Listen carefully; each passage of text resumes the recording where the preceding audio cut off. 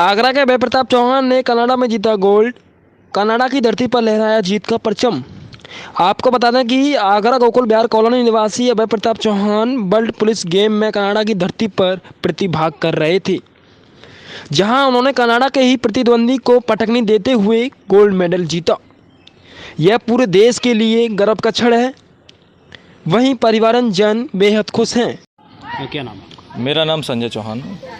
बड़े भाई अभय प्रताप चौहान ने सिंह मेरे देश भाई का हैं नाम बड़े। रोशन किया जी, है, जी। देश के लिए गोल्ड जीता है। जी जी जी कैसा लग रहा है इस समय, कितना खुशी का माहौल? बहुत ही गर्व हो रहा है। सबसे पहले तो भारतवासियों को धन्यवाद जो उन्होंने इतना सपोर्ट किया, और मीडिया का भी धन्यवाद जो आपने सार्वजनिक रूप से हौसला दिखाया पूरा, और ताकि लोगों के तक ये सही खबर पहुंच सके कि संघर्ष से भी जीत हासिल की जा सकती है। आप एकेडमी चला रहे हैं, जी, बच्चों जी। को प्रशिक्षण देते हैं। जी, जी।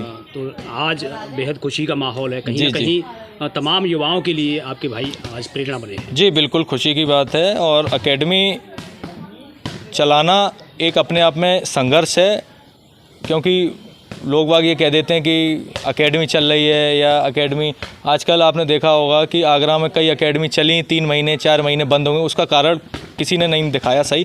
तो आज आप लोगों के माध्यम से मैं उसका कारण बता दूं। एकेडमी चलती हैं तो उसमें संघर्ष लगता है, उसमें पेशेंस रखना पड़ता है। वो पेशेंस 1 साल हो सकता है, 2 साल हो सकता है, 3 साल।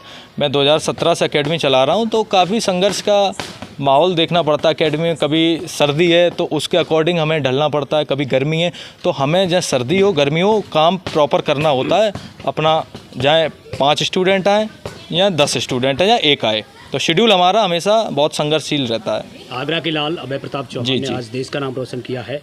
जी, जी। भविष्य में क्या उम्मीद है, और भी आगरा से अभय प्रताप निकलेंगे? जी बिल्कुल उम्मीद है। ताजनगरी से आपने देखा होगा कि लगातार खिलाड़ी निकल रहे हैं हमारे आगरा से, और मैं तो सरकार से यही निवेदन करूंगा कि खेल के प्रति भी थोड़ा सा सपोर्ट करें खिलाड़ियों को, और थोड़ा उनकी जाने बैकग्राउंड की उन्हें क्या चाहिए, क्या उन्हें सुविधाएं चाहिए, उन तक सही जानकारी भी मिले। क्या लगता है बतौर कोच आप यहाँ प्रशिक्षण जी, दे जी, रहे जी। हैं, तो आगरा में गेम्स के लिए क्या कुछ होना चाहिए? सरकार कहाँ आगरा आगे में बढ़े? जी जी बिल्कुल, मैं आपके माध्यम से सही पहुंचाना चाहता हूं। ये आगरा में सबसे पहले मैं ये बताना चाहूँगा कि एक ही स्टेडियम है, एकलव्य स्टेडियम। उसके अलावा दूसरा कोई स्टेडियम नहीं खुला। सरकारें आई गईं, लोगों ने मीडिया के माध्यम से कहा कि मिनी स्टेडियम बनना है, ब्लॉक में स्टेडियम होंगे, या साहब की कस्बे में स्टेडियम होंगे। जैसे मैंने अभी कुछ दिन पहले ये न्यूज़ में पढ़ा था कि शमशाबाद में स्टेडियम होगा या फतेहाबाद में होगा। तो मैं यही कहूँगा कि ऐसी खबरें तो मीडिया में छप जाती हैं कि स्टेडियम होगा, तो अभी तक वो स्टेडियम है कहाँ?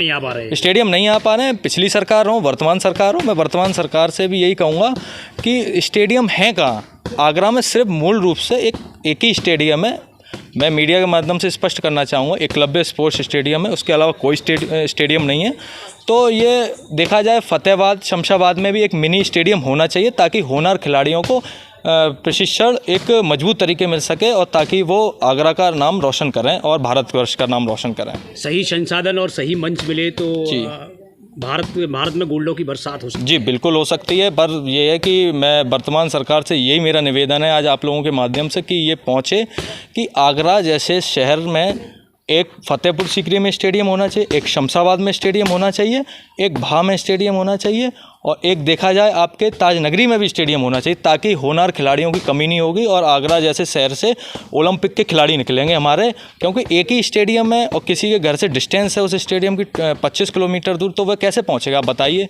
ना कोई उस पर व्हीकल है, ना कोई गवर्नमेंट का सपोर्ट है। अगर कोई खिलाड़ी जीत के आता है तो सरकारें आ जाती हैं, सब लोग बधाई दे देते हैं, तो उसके पीछे वर्तमान में अगर वो संघर्ष कर रहा है तो कोई नहीं आता पूछने। और मैं तो यही कहूँगा मीडिया के माध्यम से, वो स्टेडियम है कहाँ? पिछली सरकारों से भी यही मेरा क्वेश्चन है, वर्तमान सरकार से भी, वो स्टेडियम है कहाँ? कि सरकार माइक पे बड़े बड़े प्रतिनिधि बोल देते हैं कि साहब कि स्टेडियम बनना है, कि अब सब खिलाड़ी फतेहाबाद से भी निकलेंगे, शमशाबाद से भी निकलेंगे। तो बस यही निवेदन है, जल्द से जल्द मुख्यमंत्री जी ये सुने ये इंटरव्यू मैं तो चाहता हूँ, और आगरा में फतेहाबाद या शमशाबाद में स्टेडियम का कार्य शुरू करें।